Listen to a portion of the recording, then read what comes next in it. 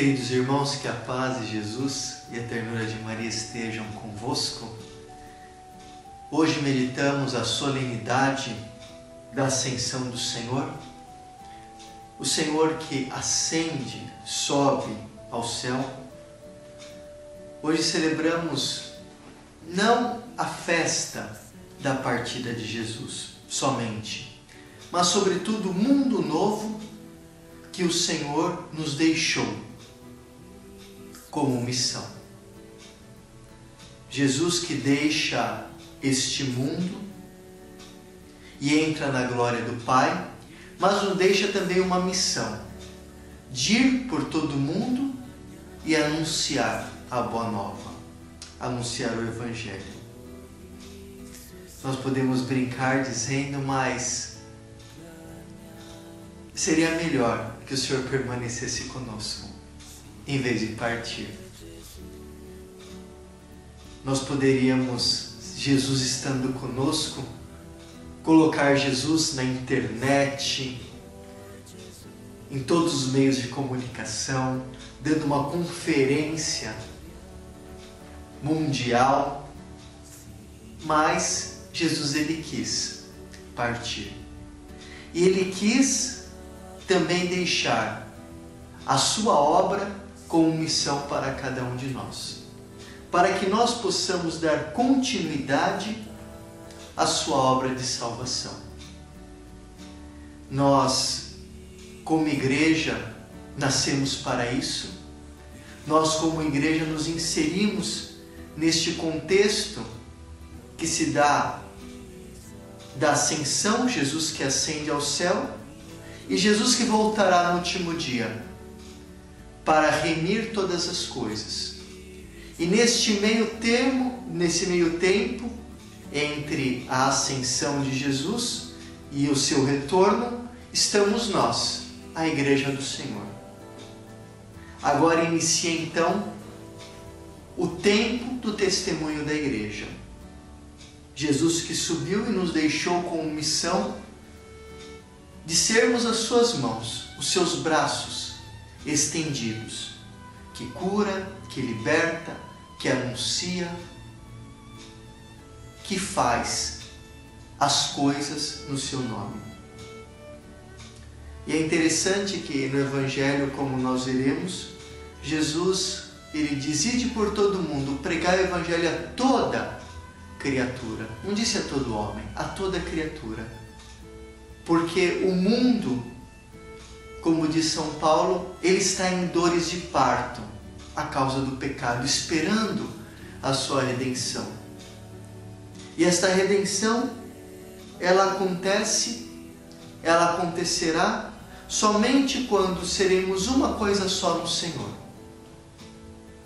na escatologia, quando o Senhor virá definitivamente.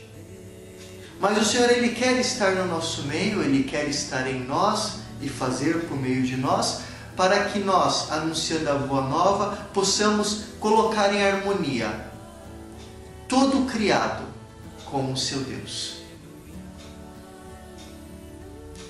É interessante que no Evangelho de Lucas, quando Jesus ele ascende aos céus, os discípulos ficam olhando para o céu, olhando para o alto. E o anjo diz: mas por que vocês estão olhando para o alto? Como se dissesse, agora não é mais o momento de estar com os seus olhos no alto. Sim, devemos estar com os olhos nas coisas do alto, mas não estar com o nosso olhar nas nuvens. É como se o Senhor quisesse dizer, agora é o momento de vocês estar terra a terra, estar aqui vivendo a vida concreta. Agora ir pelo mundo e anunciar a boa nova. Viver o concreto do anúncio do Evangelho. A ascensão de Jesus então significa agora para nós esta continuidade da pregação de Jesus. Uma pregação que é fundada no amor e na paz. Irmãos, então neste momento eu vou proclamar o Evangelho e após a proclamação iremos fazer uma breve Lectio Divina meditando o Evangelho de hoje.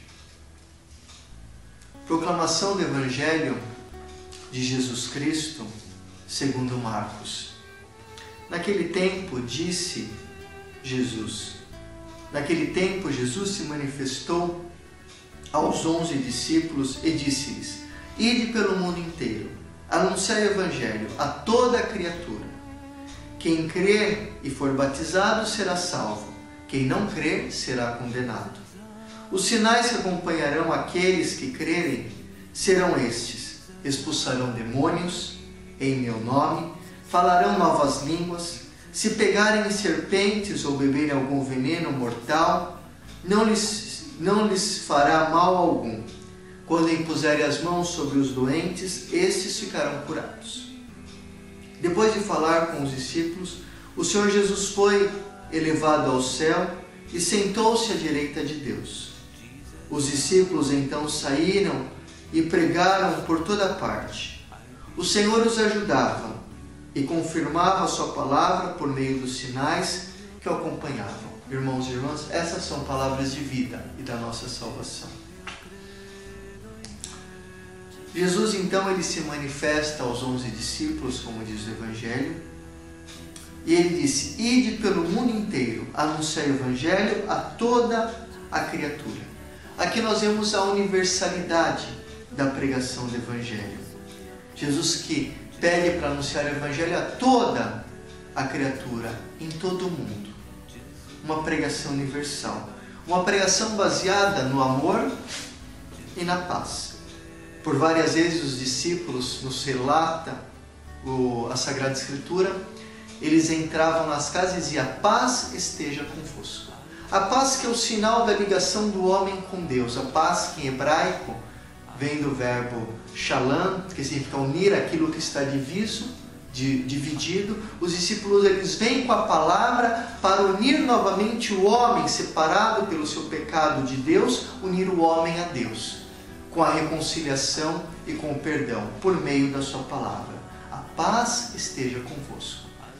É um anúncio, uma palavra que traz o amor, a misericórdia. Deus que vê o coração do homem, vê o arrependimento do homem. É muito bonito notar que quando nós pensamos em conversão, nós sempre pensamos uma mudança total de vida. Mas a verdadeira conversão é aquela de aceitar o julgamento de Deus em nós. Nos reconhecer que somos pecadores, somos transparentes diante de Deus não nos podemos nos esconder, ver que pelos nossos pecados nós merecemos o inferno e naquele momento aceitar esse julgamento, aceitar que somos pecadores e nos lançar totalmente nesse Deus que é amor, que mesmo merecendo o inferno, Ele me ama. Mesmo eu estando no pecado, Ele vê o desejo do meu coração, que é estar com Ele. E ali, este grande ato de amor do Senhor sobre mim, me transforma e me faz amá-lo. Me faz tornar separado do pecado, com o desejo profundo de estar em união com Ele. O amor do Pai, a sua misericórdia. Essa universalidade da pregação do Evangelho, que é a pregação da sã doutrina. Hoje nós vemos em tantos países da Europa, principalmente hoje na Áustria, os padres que querem se casarem, ordenação de mulheres, toda uma revolta contra a igreja. Nós vemos aqui o ferimento, a ruptura contra a sã doutrina. Infelizmente, em muitos lugares a igreja não fala a mesma língua. Mas não fala a causa do pecado, não fala a causa do homem que quer fazer a sua própria vontade e assim fazendo a sua vontade se aparta da vontade de Deus e vive a sua própria vontade. Como se Deus mudasse de vontade sobre ele e sobre a sua igreja, sobre a doutrina. O homem que é erradicado e quer viver erradicado no pecado, longe de Deus. Nós vemos em tantos lugares outro anúncio do Evangelho, que é de um Evangelho alienante, como muitas vezes há algumas pessoas que dizem dentro da igreja que a fé não se mistura com a política, como se o padre tivesse que apenas cuidar da cor da toalha do altar, e assim esquece que o Evangelho é a pregação também de uma moral cristã que interfere nos valores mundanos da sociedade. e se prega em vários lugares uma fé alienante, com devoçãozinha, com coisinhas que não levam a nada. E é triste olhar que nós vemos na televisão muitos até sacerdotes que vivem na televisão, mas não têm a coragem de se comprometer com a verdade. Padres que fazem programa de direção espiritual e um que pergunta se homossexualismo é pecado ou não, dizem que mas Deus te ama assim do jeito que você é, você pode isso, você pode aquilo, Deus é misericórdia. Que padres que não pregam na direção espiritual na televisão católica o ensino da igreja. Nós vemos que falta hoje a coragem, o comprometimento dos pregadores com o Evangelho. Porque eles sabem, se falar a verdade serão perseguidos. Mas como querem a fama na televisão, ficam em cima do muro, são diplomatas. Mas com o pecado nós não podemos ser diplomatas. Se uma pessoa me pergunta se o ato homossexual é pecado, eu não tenho que dizer, é pecado e você deve se converter. Se não, se você morrer em pecado, você vai para o inferno. Porque esse é o magistério da igreja. Agora, não é que eu estou discriminando quem é homossexual. Pelo contrário, eu tenho muita misericórdia quando eles vêm até mim. Mas eu não posso ser conivente com o pecado, com um ato imoral. O que falta hoje, infelizmente, é que a igreja fale a mesma língua, a língua católica. Não uma língua baseada no psicanalismo, em Freud, em Marx, mas que não é baseada em Jesus, no Evangelho de Cristo.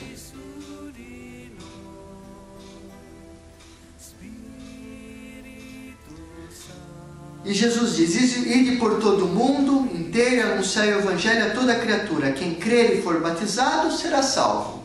Então aqui é bem claro o Evangelho.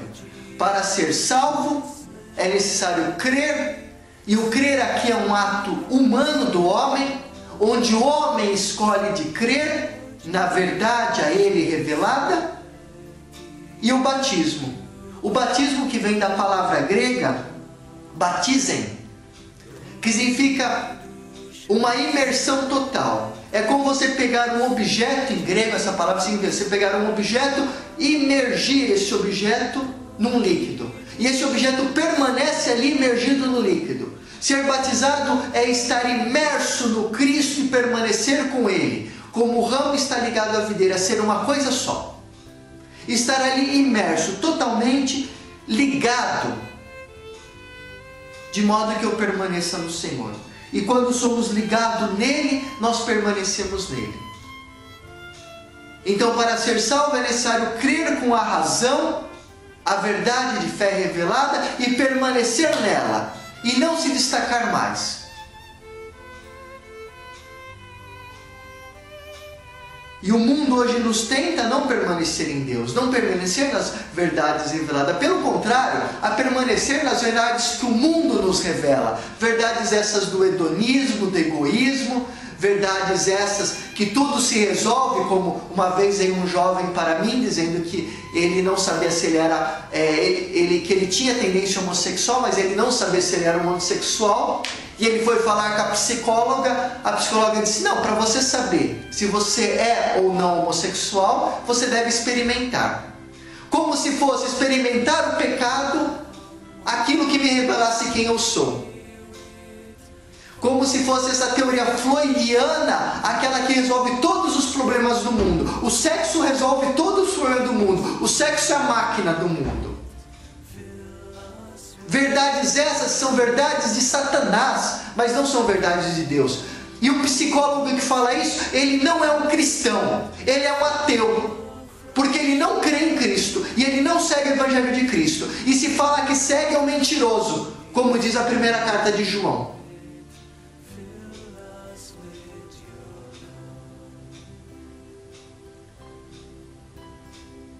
E nós, diz o Evangelho, ide pelo mundo inteiro e anunciai o Evangelho a toda criatura. Quem crer e for batizado será salvo. O Evangelho deve ser anunciado sem medo.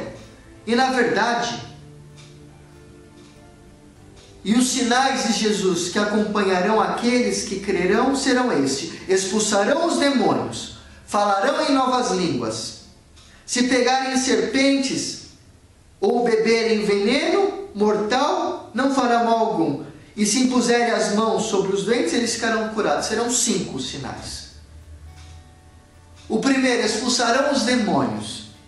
E nós vemos que a palavra, o demônio, o diabo, do grego diabolos, aquele que divide, nós vemos que quando o evangelho é anunciado, realmente muitos demônios são manifestos.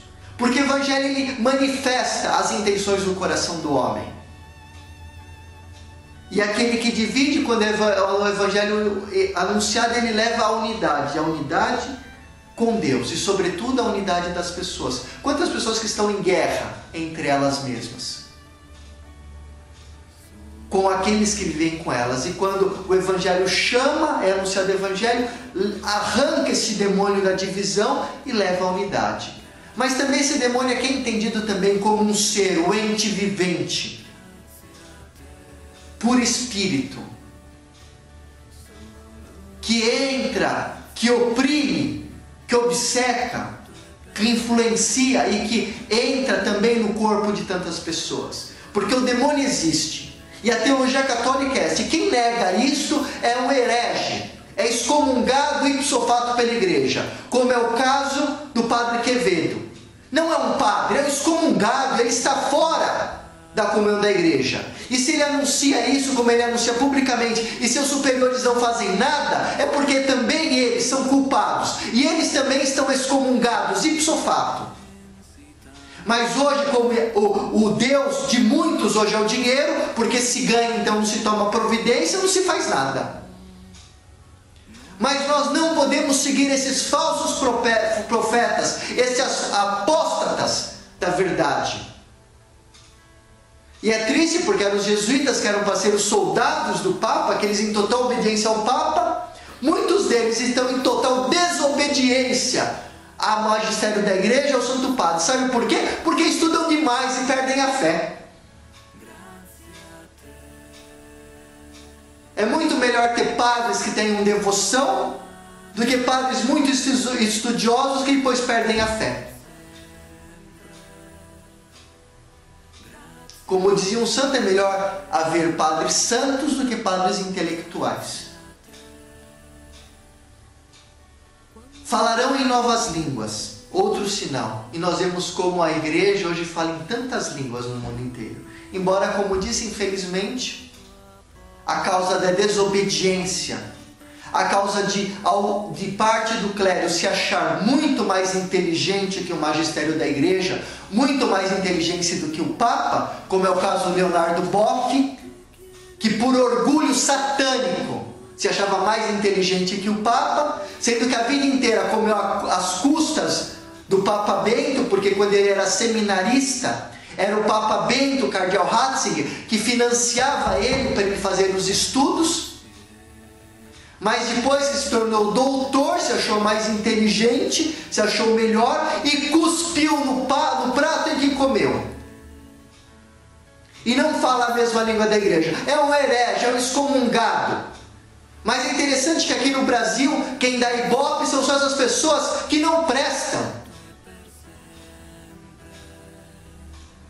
Pessoas excomungadas, hereges, que são convidadas para dar depoimento na Folha de São Paulo, no Estado de São Paulo, na televisão. Por quê? Porque aqui no Brasil é assim, falou mal da igreja, faz sucesso. Porque há uma conspiração maçônica para destruir a igreja, que se usa dessas pessoas orgulhosas, mal educadas, com má intenções, que cuspem no prato em que comeram para denegrir a igreja. Tudo em troca do Deus mamona, do dinheiro. Resultado disso são as palavras de Jesus. Aqueles que não me reconhecerem, eu também não os reconhecerei no outro mundo. São traidores, Judas, Leonardo Boff, Frei Beto e toda a linha dessa mesma laia da teologia da libertação, que na internet só fala contra o Papa e contra a igreja, Como até um dito monge, esses dias na internet, disse que o Espiritismo é reconciliável com a Igreja. Ele, por primeiro, é um herege. Nunca foi e não será. Porque é uma filosofia de vida totalmente diferente da doutrina católica. Engraçado que também para este monge da teologia da libertação, o seu superior não faz nada. Permite que escreva. Infelizmente, na Igreja Católica, falta varões que tomem posições contra aqueles que estão no pecado, permanecem no pecado e ensinam o pecado. E muitos se perdem a causa desta má doutrina, deste má ensino. É diferente se um caiu no pecado, caiu, se arrependeu, chorou seu pecado e retomou sua vida. Reconhece o Senhor, Ele é a nossa misericórdia. Mas, infelizmente, há muitos na igreja que estão dentro da igreja para semear a discórdia, para ensinar a falsa doutrina. E ensinam a falsa doutrina há anos. E os seus superiores não fazem nada. Bispo nenhum levanta a voz.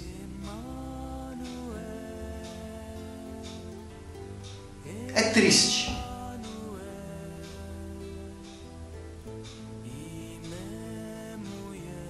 Pegarão em serpentes, diz o Senhor, ou beberão algum veneno mortal, mas não lhe fará mal. Hoje, quanto veneno mortal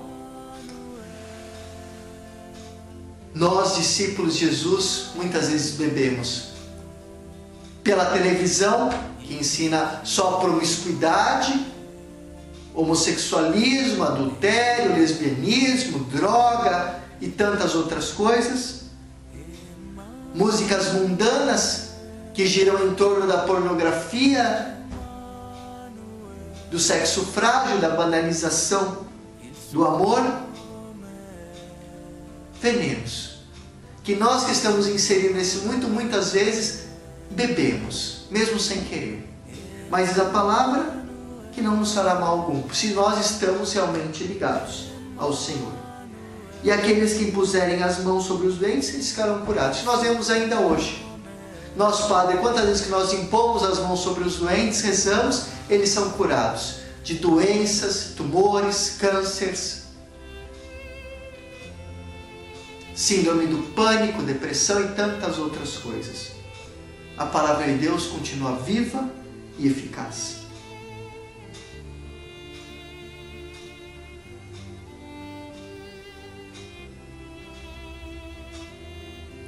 E esta cura é realmente a chancela de Deus na pregação da palavra. É um modo novo que Deus dá para o homem viver neste mundo. Porque todo aquele homem que aceita a pregação do Evangelho, que crê e dá adesão, é batizado, é imerso em Cristo, ele é um homem novo, é um homem curado. Assim, irmãos, nós podemos escolher, diante da pregação do Evangelho, ou endurecer o nosso coração, vivendo preso à nossa mentalidade mundana, ou nos lançar na mentalidade divina. Aceitar a mentalidade de Deus sobre mim, aceitar a sua vontade, o seu projeto de amor, reconhecer a minha miséria e me lançar totalmente nesta misericórdia, neste amor, nesta vida nova. É um nascer de novo. E se nós nascemos de novo, nós recebemos a cura vinda do céu. Vos deixo, irmãos e irmãs, um grande abraço e que o Senhor possa nos ajudar neste caminho, para que também nós, curados, possamos também estar com Ele, Ele que está à direita do Pai, no céu. Vos desejo uma boa semana, que o Senhor vos abençoe, em nome do Pai, do Filho e do Espírito Santo. Amém. Permanecemos na paz.